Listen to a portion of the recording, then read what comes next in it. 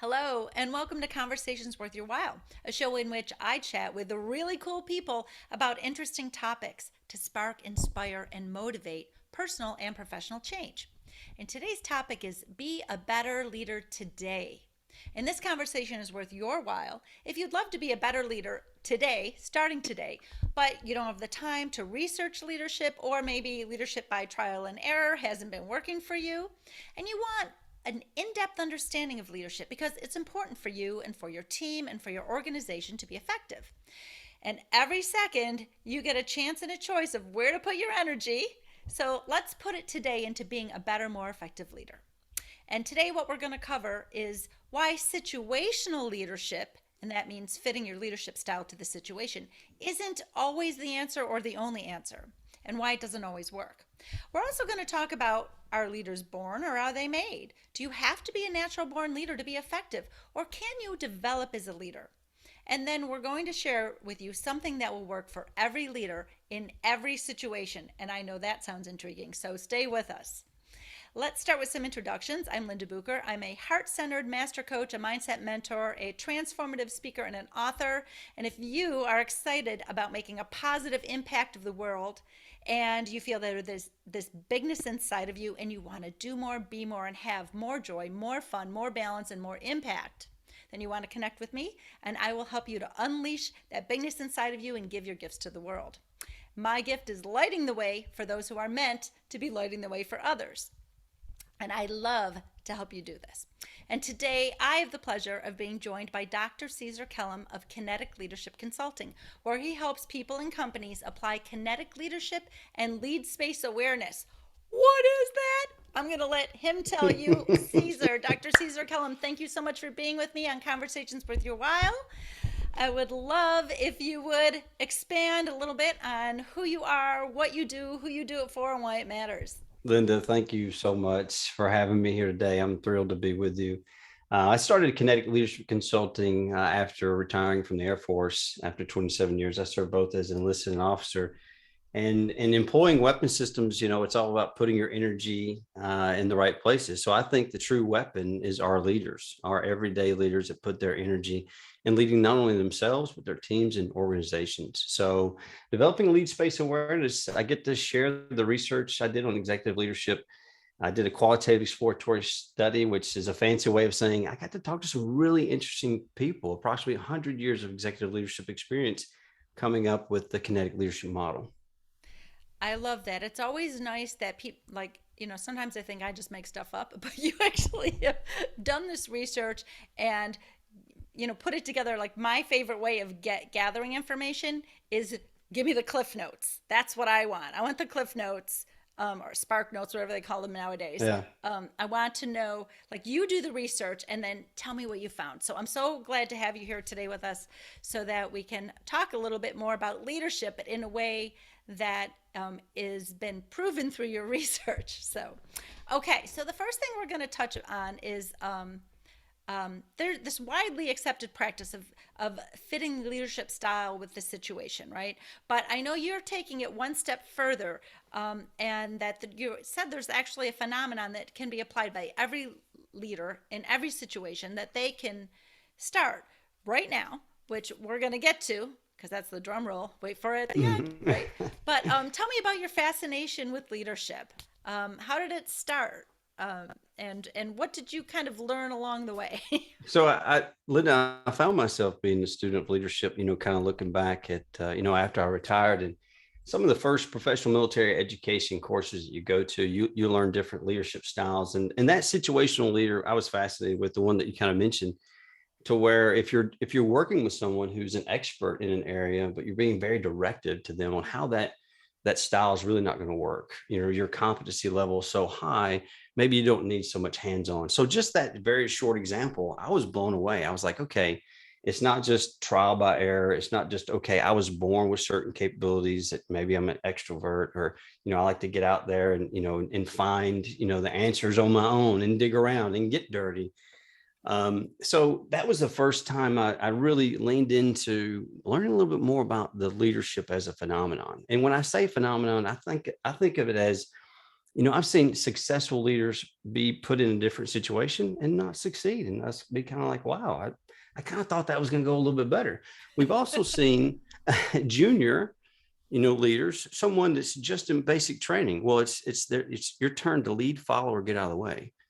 So you're put in leadership situations. And I thought, why is that so? How can someone new go into a complex, chaotic environment and succeed? And they don't have all this training, but what they do bring with them, which we'll talk about a little bit later, are their own knowledge, skills, and abilities that they may have been born with, they may have been shaped with. But that to me is it's fascinating. It's fascinating to me how one person you can say the exact same thing that someone else said, but it can truly resonate with the Mm-hmm. team or the organization. So Mm-hmm. after my research and after looking abroad, I was like, as an Intel weapons officer, I remember thinking, hey, this is, what is agnostic to the situation? What can I give you that's not just going to work for one situation, but it's going to build your situational awareness over all of them? And that's where I developed lead space awareness. Hmm. I find this very interesting. So I have two sons in the military, both in the Mm, Marine Corps. One actually is finished with his active duty. He's in reserves now. And if I ask them, what is the leadership style in the Marine Corps, he will say, it's yelling and belittling. That is the leadership style. That's from, it didn't end in boot camp. And no matter how high I get promoted, there's always someone higher yelling and yeah. belittling me.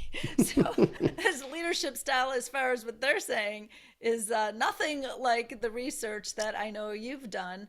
Mm, Yet, what's interesting is they, even if they're not always in a leadership position, there are times in their days where they do need to be a leader. So, what we're going to talk about today isn't just for people who hold leadership positions, because we might just be put the lead on a project sometime, or we're, in a family situation as well, right? Like, I mm, have two sisters, right? And when it comes to our aging parents, one of us has to step up and take the lead on the medical stuff. Another one takes the lead on something else.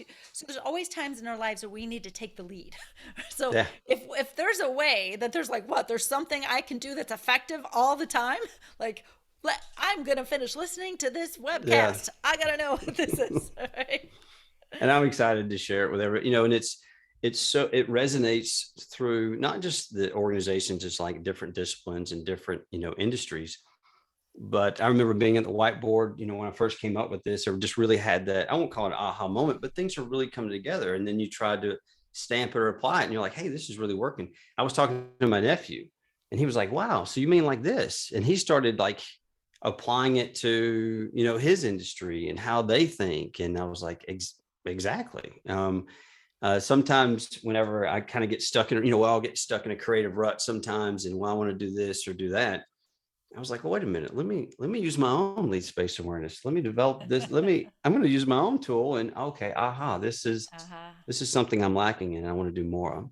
Right. Nice. I like that you catch yourself. I do that too as a coach. We call it walking your talk.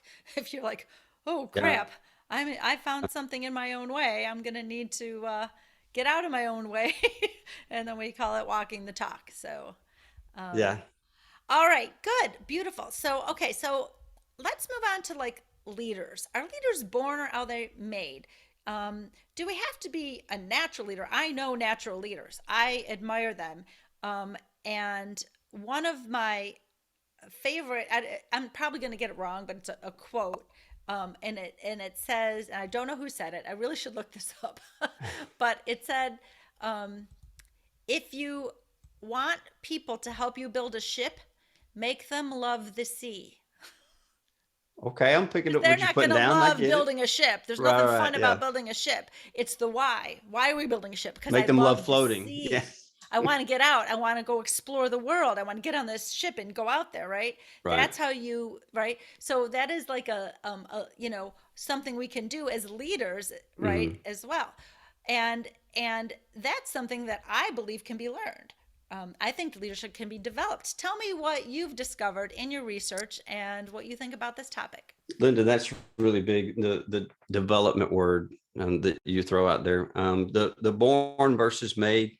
Not to be funny, but you can't be made unless you're born. So we can just set that aside. And yes, we're all born with certain, skills and abilities.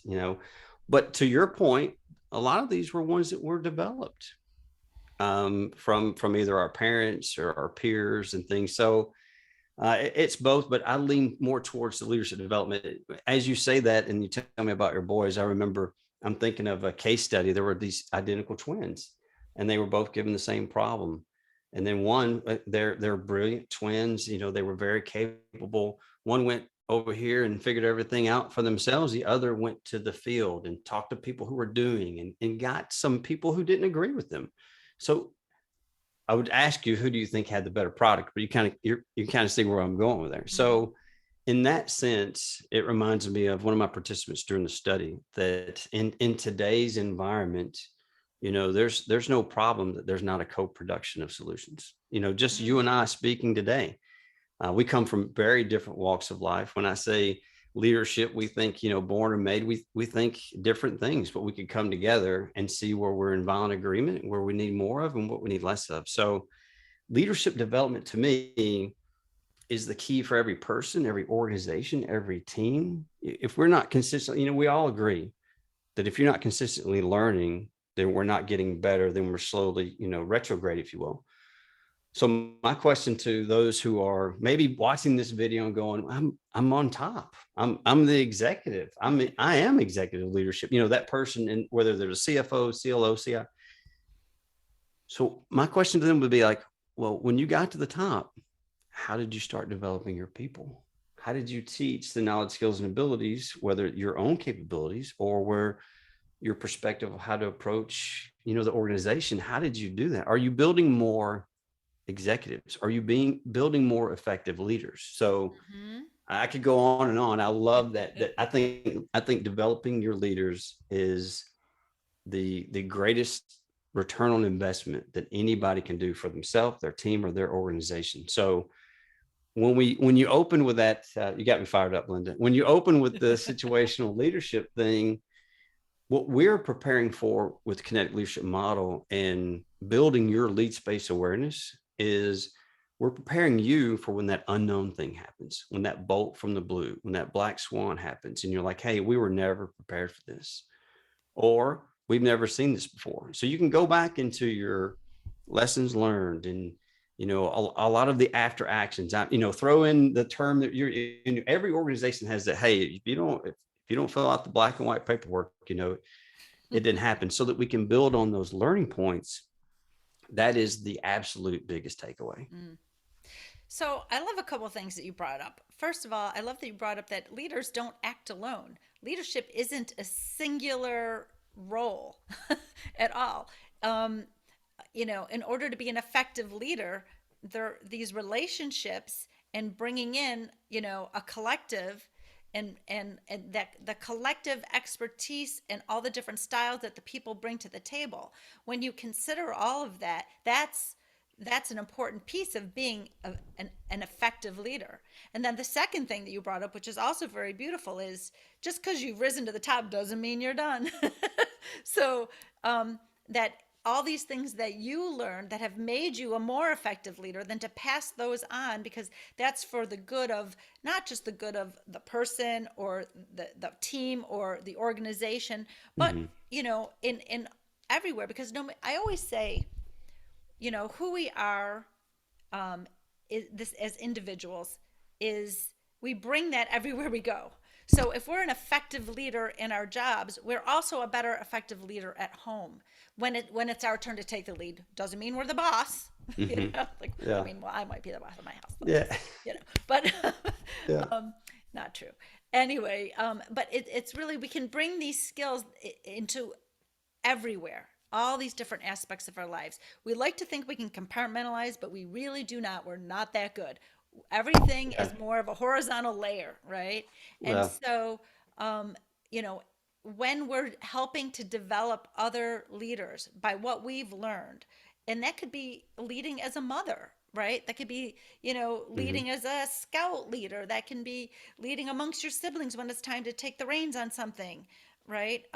So Yeah. our leadership really, we step into these roles in and out of life, and when we're successful in one area, we can emulate that to be successful in other areas. And I love that legacy of developing other leaders, even leaders in our children, when they see how we're doing it well, right? Which I, takes us, of course, we've got to be introspective. We've got to know, mhm. what am I doing well? What am I not doing well? So, And yeah. I love that point, Linda, in that I guess, and this is the co-production of the conversation, because I really hadn't thought about the perspective of, we've talked about it a lot, that, your professional life and your personal life can't be different, so the things of which I value and ethical codes and things, and the energy, the time and energy of which, that's where I came up with kinetic leadership model, where we put our time and energy. We have a chance and a choice every second, where we put our time and energy to figure these things out for ourselves, our family, the functionality of our teams. And that's the test that I continue to go back to, this how to, like I said earlier, this agnostic way of thinking about leadership and developing your lead space, your situational awareness. And I know you're grinning and we want to get to it, I know, because I guess what I didn't include is that, being enlisted in the Air Force, being an officer in the Air Force, regardless on all that, the entire way, I was like that kid that, well, that why? Well, I'm the kid that says, well, show me how. Okay, we did this, you did this, or you were effective at leadership. How? And that's what I went into the study, is that if I end this study and I can't say, Linda, I found an how. And you don't go in looking for that. It's truly a privilege and blessing to even come out of a grounded, research study with a grounded theory and something that people can use. I love to give back, a life of service. And if I feel like I'm not contributing, gainfully employed and making a difference, that's been my motto while serving. And that's my motto now, that I wish I would have learned these things day one. Like, why wasn't there, like when you were talking about, the yelling and everything. Well, I get the yelling, but couldn't there be a couple more bumper stickers up here to tell us? Yeah, exactly. Yeah, yeah, that would be Oh, beautiful. Well, we're going to share next um, something, one thing that will work for every leader in every situation. And I know what you call that is developing their lead space. If each person develops your own individual lead space, you will be able to solve challenges in every situation, no matter who you are and what your style is. And that's the beauty, is it's the word individual. So let's just talk a little bit, if you can maybe expand on what you mean by lead space. so Linda, lead space, it's kind of a play on words, of building your situational awareness. When I was enlisted weapons director, and just as we just came back off vacation, anybody's ever taken a flight, your airplane goes to an airspace that has a linear and lateral definitions of altitude and time and space. And that's where the pilot's going to go to do their work. When I was an intel weapons officer, we developed battle space. I'm going to tell you, as the decision maker, where the bad guy is, what he's doing, how we know it. I'm going to develop your battle space. So in leadership, I wanted to, what happens? How do you develop your space as a leader to maintain your situational awareness? What are the things that you could do, very similar to altitude, speed, and boundaries of those other airspace and battle space? So what are the things, the components that you could focus on that are going to ensure that you're able to operate at the highest of levels in any situation? So lead space awareness is about a leadership developing their situational awareness, utilizing three components for as an individual, and that's critical thinking, decision making, and problem solving. Now, these three terms are not new. I learned how to hyphenate, not hyphenate, once I went through publishing. Didn't know that. So, um, critical thinking. Let me explain those three just real quick, and then we'll go into the wave tops, if you will, their application. So critical thinking and how you break down things. How do you utilize elements of reasoning? So now, the term elements of reasoning is not mine. It's the foundation of critical thinking. I love those guys. They're amazing. They have all the literature and things that you need for critical thinking. Um, but with that, you've got to put your own, not your own spin on it, but how do you bring critical thinking into your everyday kind of life? So as a military person, by acronyms, I utilize picture, to ensure that I'm either going through my business practices in a critical thinking, elements of reasoning role. And we can define picture a little bit later. Decision making, that component works well with critical thinking, and knowing, what domain are you in? Dr. Snowden's Cynefin model. Are you in the simple domain, or is this something completely different? We can't just analyze and go forward. And then the most important to me is problem solving and understanding debriefing techniques. How do we, if something that you and I planned on doing, Linda, goes horribly wrong, how do we create an authentic dialogue to where we all come in together, list out our contributing factors, and then we go, hey, this one is a debrief focal point that if we'd have fixed this one thing, I think we'd have been more successful today. So just wave tops, those three components are one of the disciplines that allows a leader to focus on their human capital, what they're doing as individuals to be critical thinkers, decision makers, and problem solvers.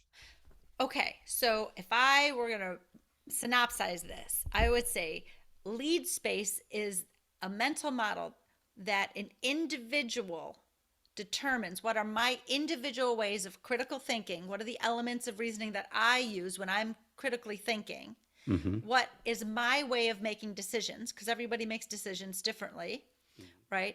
And how do I usually solve problems? When you know that for yourself and you know what works for yourself in each of those three areas, now that's your where is my airspace, right? Where is my Exactly. lead space? Where's that's my latitude, my longitude, my where I am in time space right now in this Mm-hmm. moment, right?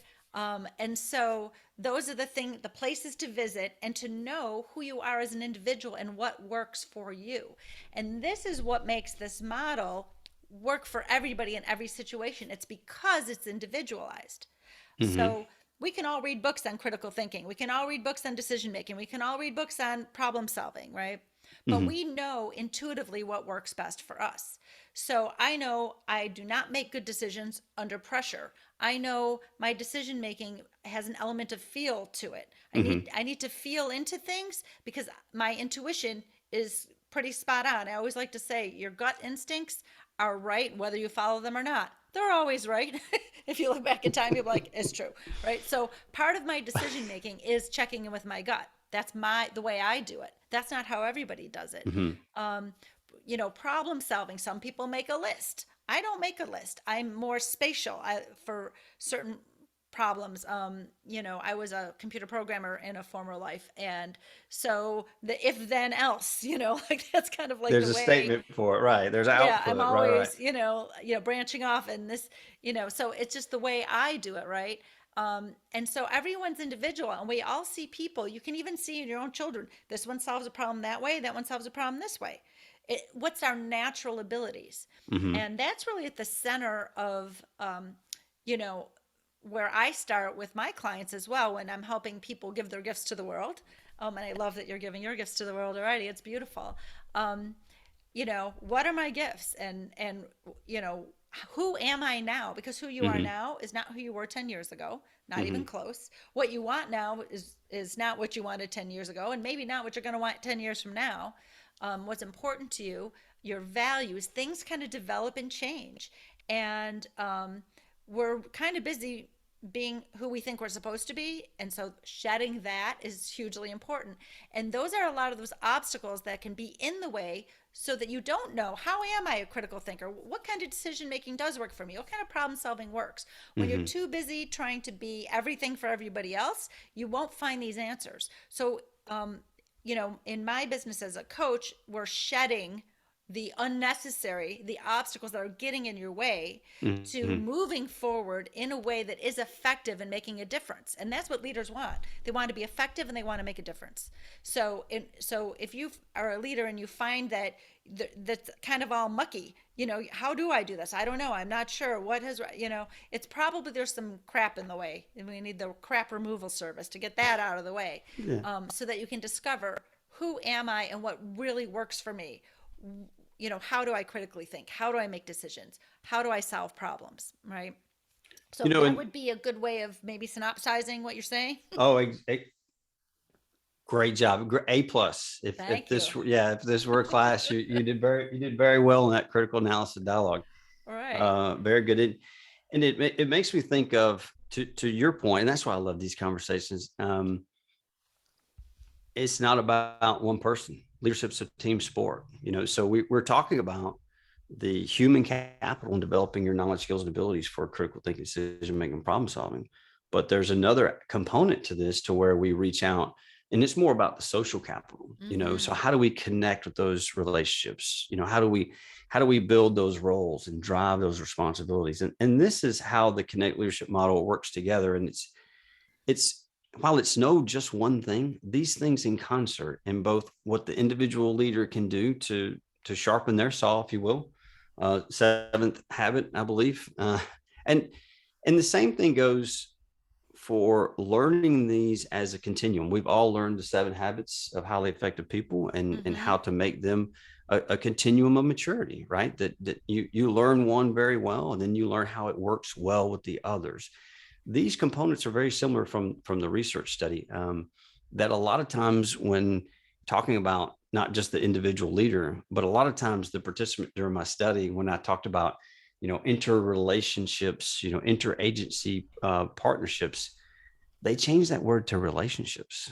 And that really struck me later going through my data, that it's I'm getting chills thinking about it. It's about those relationships. So you can be the best critical thinker, problem solver, decision maker. If you go, hey, tell me about what your other organization over here that's similar to you or completely different, what are they doing? You're like, well, I don't know what they're doing. I don't know their roles, responsibilities, relationships. Well, you can kind of see already where we're missing half the battle there. Mm. Yeah, you know what? That piece, I love that. That's the second piece. So the first piece is identify your individual go-to frameworks in those 3 areas of critical thinking, decision making, and problem solving. And the second part is about applying by connecting those relationships and building those roles and driving responsibilities. And that second part reminds me a lot of, I don't know if you've ever read the book, I think it's called The Maestro. It's a business book. Mm, It's fantastic. It's one of my favorite all time leadership books I've ever read. okay. And it's really about a leader who sits with the maestro and makes him sit in different parts of the orchestra different days, and then they debrief about how do you get your organization to work like an orchestra. I mean, we're all playing the same song. You can't be competing for, but you have to like, adapt and listen, even, as a person playing an instrument, right? And the Mm-hmm. oboist recognizes they don't know how to play the violin, and how do you get them to appreciate the other, right? And what's the job of the maestro, right? So it's a beautiful leadership book, and I would encourage you to read that. That's beautiful.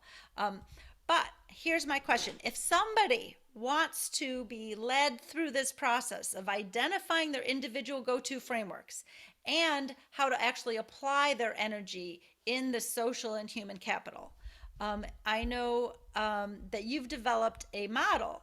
You call it the kinetic leadership model, right? Mm-hmm. And you take people through this process. Can you I tell me a do. little bit more about that? I do. I do a 30 minutes free consultation. I call it the discovery module, if you will. And it's kind of the conversation that you and I had here now, to where a lot of times through discovery, though, you can see, well, Linda, maybe you've heard of critical thinking, but maybe we haven't gone through problem solving, in a way that can that you can grasp it and you can make it yours. So that because if you can't pick it up and really connect to the material, you're not going to use it in everyday life. Right. Yeah. Yeah, that's true. It has to make sense. Well, that's a very beautiful thing to offer people. And I will put in the